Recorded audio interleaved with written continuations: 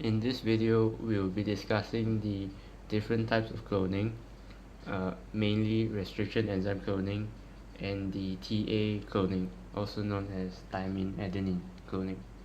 Okay, so we will now be discussing what restriction enzymes are.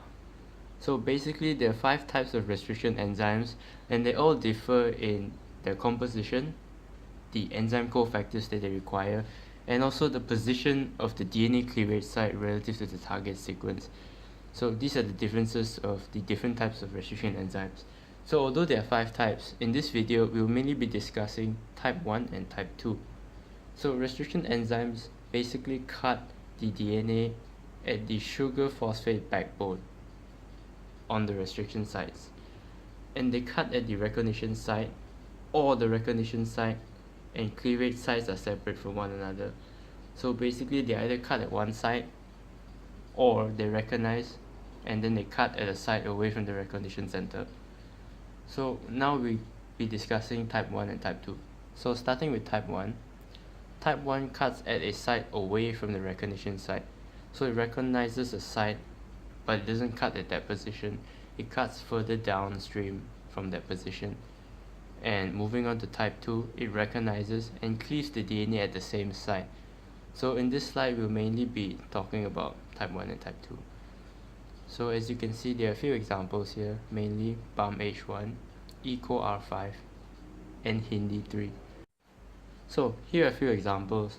Starting with BAMH1, BAMH1 is a type 2 restriction enzyme, meaning it recognizes and cleaves the DNA at the same site. And it forms sticky ends. So as you can see on the right, it has a overhang which will need complementary base pairing to the other strain. And EcoR5 forms a blunt end, so there are no overhangs, it just cuts straight down, as you can see. And moving on to Hindi3, Hindi3 forms a sticky end.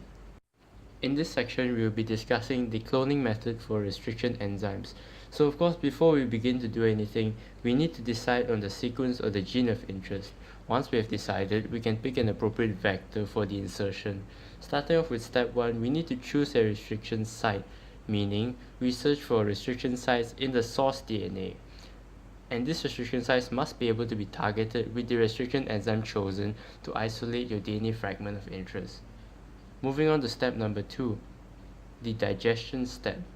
We need to pick between one enzyme or two enzymes, which will create either a blunt or sticky end. On to step number 3, end modification. To avoid self-ligation, the vector has to be dephosphorylated, meaning the 5' phosphate group needs to be removed, or else ligase will form a phosphodiester bond. Step number 4, ligation. Ligase needs to covalently join the vector and insert that you have cut by forming a phosphodiester bond. So basically these are the 4 steps, the 4 major steps. So moving on to 2 restriction enzymes. If we use 2 restriction enzymes and they both form sticky ends, this means that it will be inserted directionally. Because 2 enzymes are used and they both cleave differently, both cleave ends will differ, meaning the gene of interest can only go in one way. And if we use 2 restriction enzymes but they both form blunt ends, so once again it's non-directional because no base pairing needs to occur. Because it is blunt, it can be joined, no base pairing is required. Moving on to the advantages and disadvantages. We'll start off with the advantages. So what are the advantages of using this method? Well, firstly, many different plasmids can be used, and directional cloning is easily achieved. It is also cheap and flexible. I'm sure some of you have done this in the lab before. It's relatively easy to do, it's flexible, and it's affordable, as there are hundreds of available enzymes. Each has a specific target sequence, meaning according to what you want to achieve, you can predict the end results, which makes it flexible. Moving on, the process can be very efficient, with purification steps to help remove the presence of any non-recombinant DNA, as we see in screening. Moving on to the disadvantages of using this method, there are mainly 2 disadvantages. Number 1 is due to sequence limitation.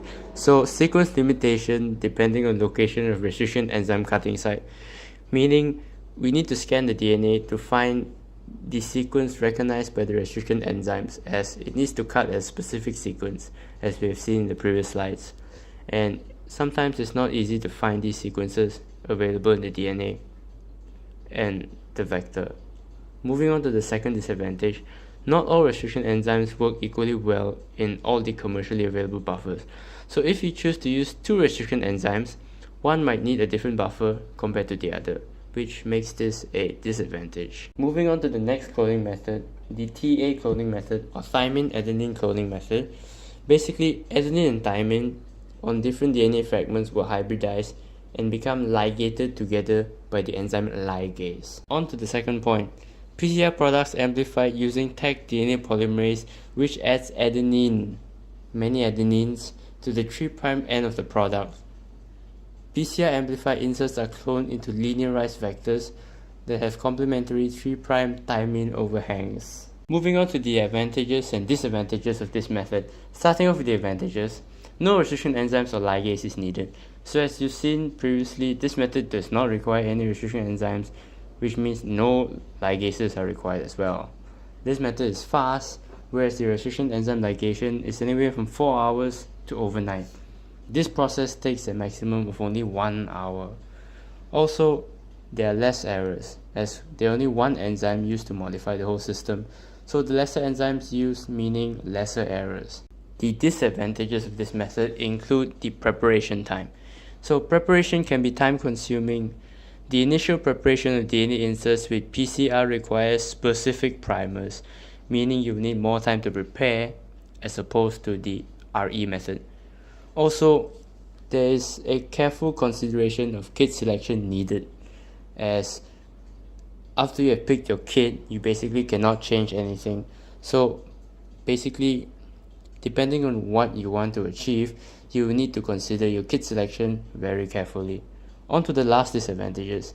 The efficiency can vary depending on the type of polymerase used, and the A overhangs can degrade over time, which further reduces the ligation efficiency.